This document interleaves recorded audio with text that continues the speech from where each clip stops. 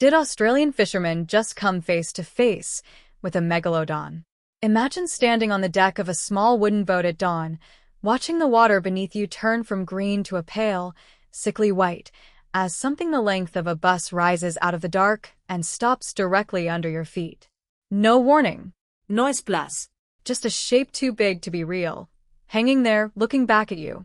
That is the story a group of Australian fishermen carried with them for the rest of their lives.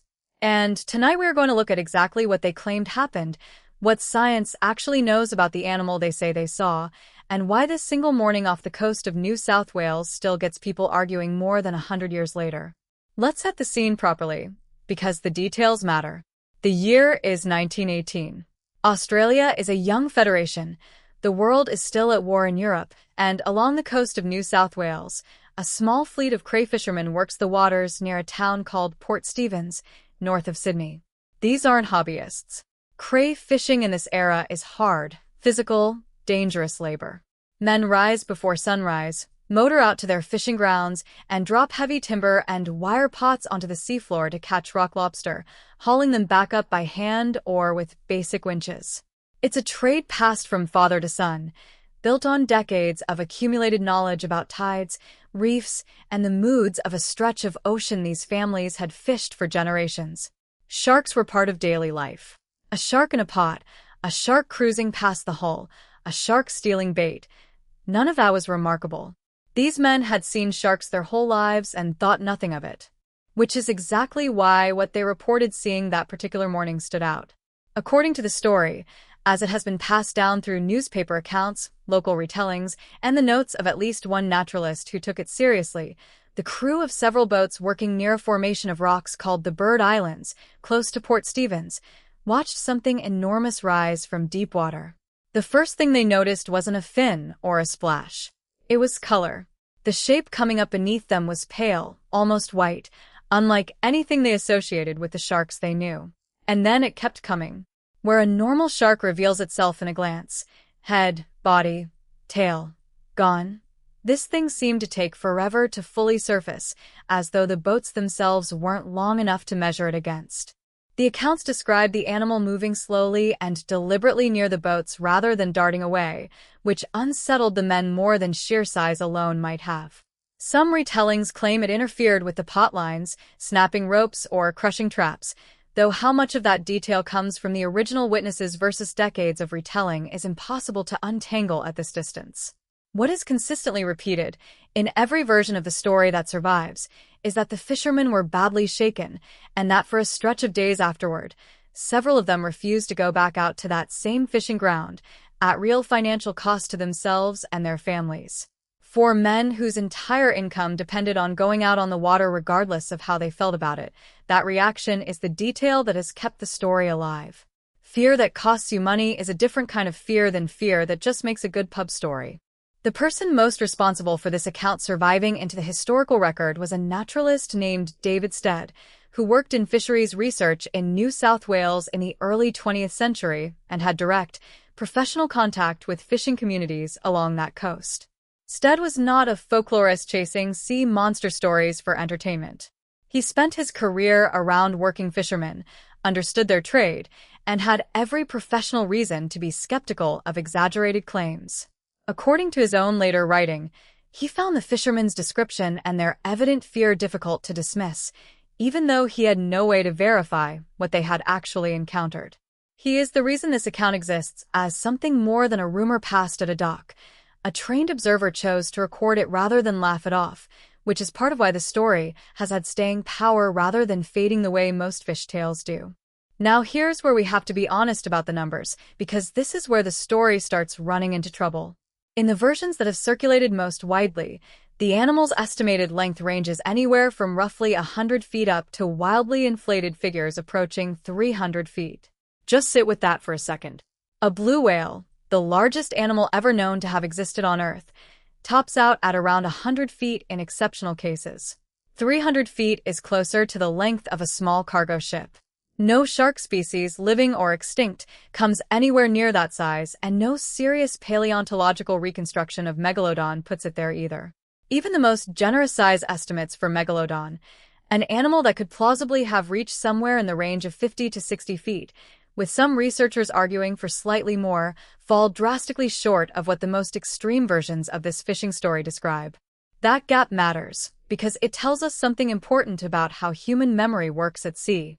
Distance and scale on open water are notoriously difficult to judge accurately. There are no reference points, no buildings, no trees, no fence posts, just water in every direction. Add genuine fear into that equation, and estimates don't just become unreliable, they tend to inflate, sometimes dramatically, both in the moment and with every retelling afterward. A frightening shape in the water that might genuinely have been 20 or 30 feet long can, filtered through terror and years of storytelling, grow into something many times its actual size by the time it reaches print. That doesn't mean the men were lying.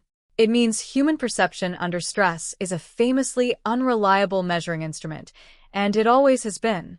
So if the size estimates likely ballooned with retelling, what about the color, which is the detail that shows up in every single account without exception?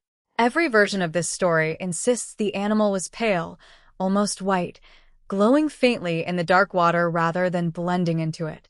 That detail is worth taking seriously because it cuts against the most obvious candidate for what these men saw.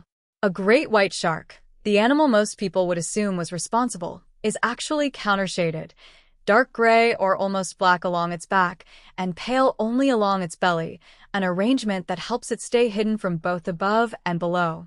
A great white swimming beneath a boat doesn't glow white all over. It looms as a dark shape and vanishes. So on the surface, the described coloring doesn't match the obvious explanation.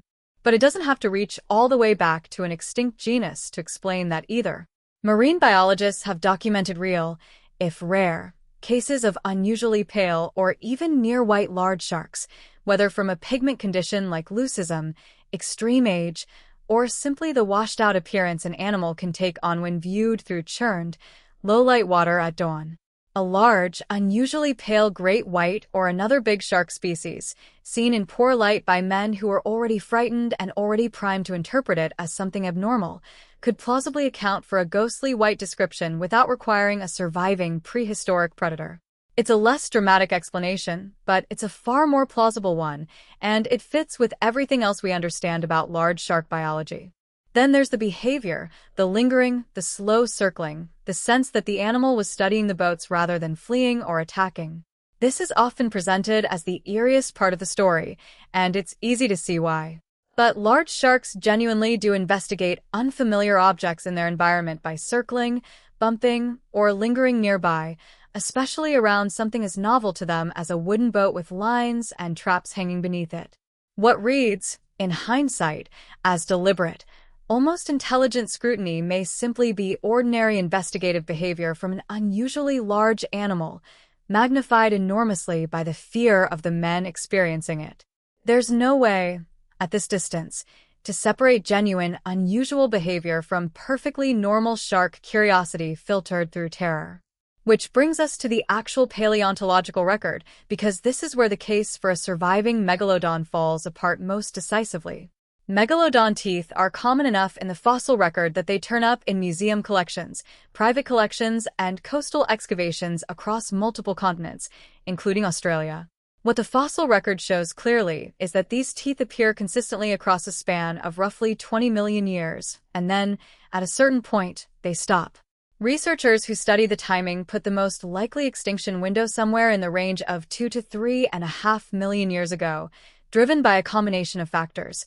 Cooling oceans that shrank the warm coastal nurseries Megalodon depended on, declines in the populations of large whales it likely hunted, and competition from newer, faster predators, including the ancestors of modern great white sharks and early orcas, moving into the same ecological space. That extinction timeline is the real obstacle for anyone wanting the 1918 story to be literally true. A breeding population of animals the size Megalodon is estimated to have reached would need warm, shallow, coastal water to survive and reproduce, the same kind of water where large marine mammals gather, and the same kind of water humans use constantly for fishing, shipping, and recreation.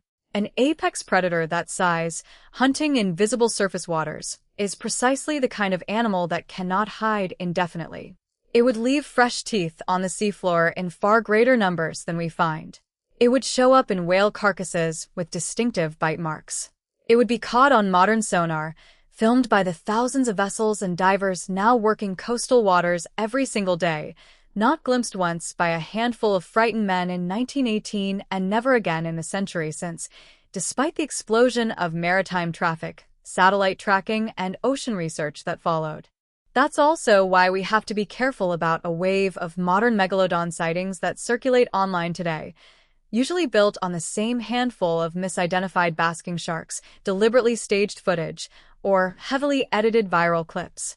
None of that material holds up under scrutiny, and treating it as evidence does a disservice to a genuinely fascinating piece of paleontology. The responsible, evidence-based conclusion, based on everything we currently know, is that Megalodon went extinct millions of years before any human being ever set foot in a boat, and nothing recovered since. No tooth, no carcass, no verified sighting has changed that picture. None of that makes the Port Stevens story worthless, though, and it's worth being fair to it rather than simply dismissing it. Whatever those fishermen actually saw that morning, their fear was evidently real enough that they gave up income they desperately needed rather than go back out. That's not the behavior of men inventing a tall tale for entertainment. Something genuinely frightened them, and the most likely candidate, based on everything marine biology tells us, is an unusually large, possibly unusually pale shark, quite possibly a great white whale beyond the size these men were used to encountering, behaving in an unfamiliar way in unfamiliar light. That's not as thrilling an answer as a surviving prehistoric giant, but it doesn't need to be. A shark large enough, pale enough, and bold enough to genuinely frighten a crew of hardened professional fishermen is still an extraordinary animal, and an encounter worth remembering, even without a lost species behind it. What keeps a story like this alive isn't really the evidence, because the evidence, honestly examined, points away from a surviving megalodon rather than toward one. What keeps it alive is the size of the ocean itself, and how little of it we've actually mapped in detail compared to dry land. That gap between what we know and what's still down there is real, and it's exactly the space where stories like this one continue to live, whether or not the specific animal at the center of them turns out to be what people hope. Megalodon doesn't need to still be alive to have been the most formidable predator to ever hunt in Earth's oceans. It ruled coastal seas around the world for roughly 20 million years, and that's a legacy that doesn't need embellishing. So here's the honest version of the story. Something large and strange almost certainly did rise beneath those boats off Port Stevens in 1918, frightened a crew of experienced fishermen badly enough that they stayed ashore for days, and got written down by a naturalist who thought it deserved to be taken seriously. What it actually was, we'll never know for certain, because there's no photograph, no specimen, and no way to verify a 100-year-old account beyond the word of the men who told it.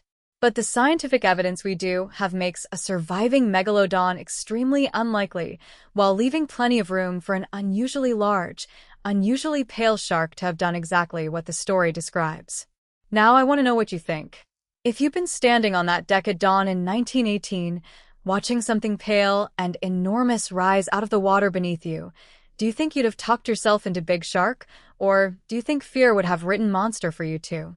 Let me know in the comments, and tell me which legend from the deep you want us to dig into next.